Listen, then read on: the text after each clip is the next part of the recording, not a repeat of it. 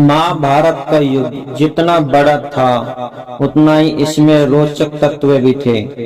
कहा जाता है कि जब पितामह भीष्म सेनापति बने तो उन्होंने शर्त रखी कि जब तक मैं सेनापति पद पर रहूंगा या युद्ध में शामिल रहूंगा तब तक अंगराज मेरे साथ युद्ध नहीं करेंगे। इससे सभी ने सहमत होकर कर्ण को इस युद्ध से बाहर रखा। परंतु जब भीष्म पितामह का वध हो गया और उनको बाणों की सैया मिली, तभी उसी समय अंगराज कर्ण आते हैं और कहते हैं कि हे पितामह, मैं अब तक यह समझ नहीं पाया हूँ कि आपने मुझे इस युद्ध में शामिल क्यों नहीं किया। शायद मैं इस युद्ध में शामिल होता तो आज आपकी यह अवस्था नहीं होती। तभी पितामह भीष्म कहते हैं कि हे अंगराज कर्ण, मैं तुम्हारे बारे में बहुत अच्छे से जानता हूँ। जितने तुम धर्मात्मा, दानी और भगवान के भक्त हो, मैं नहीं चाहता कि मेरे सामने तुम अधर्मियों का साथ दो। हाँ, और मैं ये भी जानता हूँ कि शायद तुम्हें यह पता नहीं है कि पांडव तुम्हारे क्या लगते हैं, परंतु आज मैं तुम्हें बता देता हूँ कि मैं इस परिवार का ज्येष्ठ हूँ।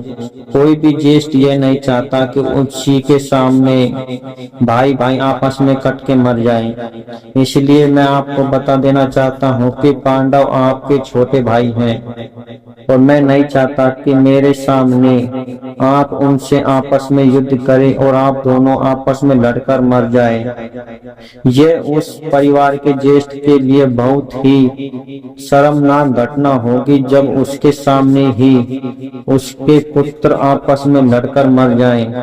और मैं नहीं चाहता कि तुम पांडवों पर अपने घातक बाणों का प्रहार करो। इसलिए मैंने आपको इस युद्ध से बाहर रखने की कोशिश करी।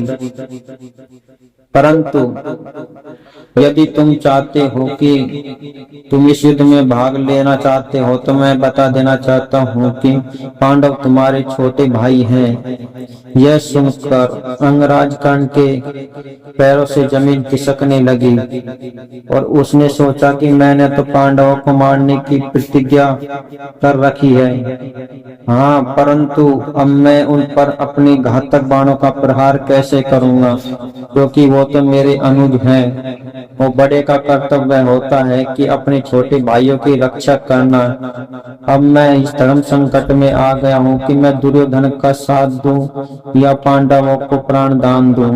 तभी पितामह भीष्म कहते हैं कि हे कर्ण, तुम्हें इस युद्ध में विजय होने से कुछ नहीं मिलेगा, इसलिए तुम अपने धर्म का पालन करते हुए इस युद्ध में शामिल हो और पांडवों को जीवन दान देते हुए अपने जीवन को सार्थक करो।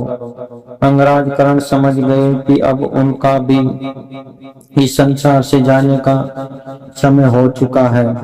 इसीलिए अंगराज कर्ण ने अपने आप को बलिदान करने के विचार से ही इस युद्ध में भाग लिया और पांडवों को जीवित छोड़कर अपने आप को बलिदान कर दिया और इस धरा पर पुण्य धर्म की स्थापना के लिए अपने बलिदान को सार्थक कर दिया। और तभी से अंगराज कर्ण का नाम इस संसार में दानवीर के नाम से प्रसिद्ध हो गया। इन सभी बातों से लगता है कि अंगराज जैसा कर्ण और उनके बराबर धनुर्धर और दानवीर शायद संसार में दूसरा नहीं होगा। यदि आप इन सभी बातों से सहमत हैं तो कमेंट में अपनी राय अवश्य बताएं।